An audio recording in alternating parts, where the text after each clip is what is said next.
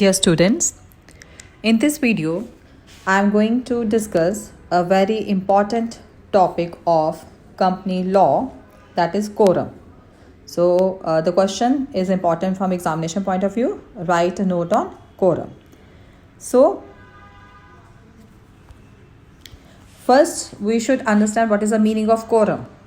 For a meeting to be legally constituted, there must be proper quorum and a proper person in the chair.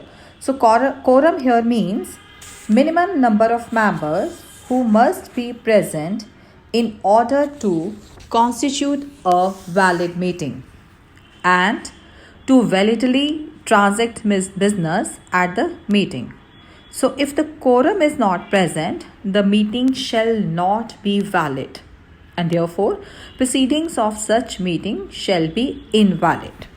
So if we talk about section 103 of Companies Act 2013, quorum for private companies is 2 members, and for public companies where the present number of members on the date of meeting is less than 1000, then quorum required is 5, and where the members are between 1000 and 5000, 15 members required for quorum, and when the total number of members exceed 5000, then 30 members is a number of quorum required. So what are the rules regarding quorum? For the purpose of ascertaining quorum, only members present in person to be counted and not by proxies. Then preference shareholders present in the meeting and equity shares without voting rights are not to be counted for the purpose of quorum, except where the proposed business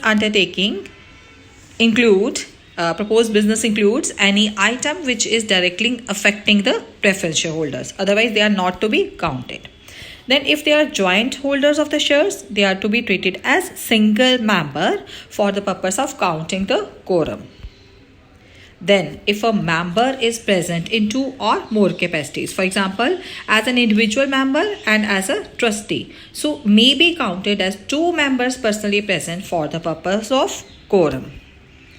Then if a company is a member of another company, then that company may authorize a person by resolution to act as its representative at a meeting of the latter company. Then such person shall be deemed to be member present in person and will be counted for the purposes of quorum. And similarly, if the President of India or a governor of a state holds shares in the company and appoints a person to act as his representative at the meeting of that company, then such person shall be deemed to be member present in person and will be counted for the purpose of quorum.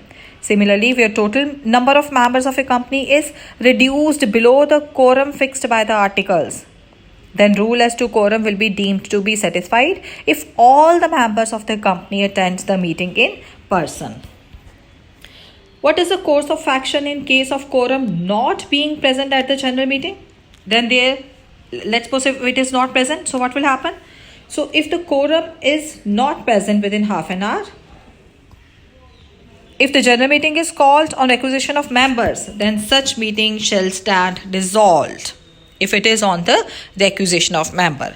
And second is, if the general meeting is called otherwise than on requisition of members, the general meeting shall adjourn to such day, time and place as the board may decide.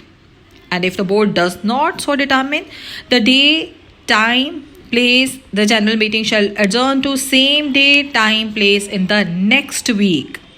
If, for example, at adjourned meeting also a quorum is not present within half an hour from the time appointed for holding the meeting, then the members present shall be quorum.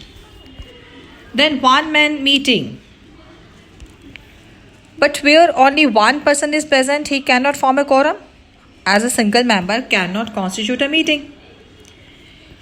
In this case, Department of Company Affairs has also clarified that a single member present cannot by himself constitute a quorum. However, the company law recognizes certain exceptions, which are like exceptions are like in case of class meeting. One member may constitute a quorum for a meeting where he holds all the shares of that particular class. For example, where all the preference shares in a company are held by one shareholder, only then it was held that a meeting of the preference shareholders attended by him only was valid. So, if one person holds all the shares of a class, then if there is only one creditor debenture holder, he shall constitute quorum for the creditors or debenture holders meeting.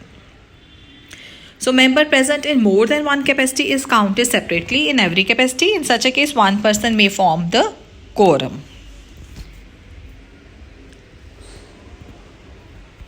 So next is, should quorum be continuously present? Okay, the Act is silent on the point of the presence of the quorum at the meeting. However, the regulation of Table A provides, no business shall be transacted at any general meeting unless a quorum of members is present at the time when the meeting proceeds to business. So, there is a case regarding Hartley Beard Limited. It was held that quorum required is the quorum to be present at the time of beginning to consider the business, and it need not be present throughout or at the time of taking the vote on any resolution. So we can conclude that quorum need to be present only at the commencement of general meeting and does not employ the requirement of continued presence of quorum throughout the meeting or when the meeting proceeds to vote.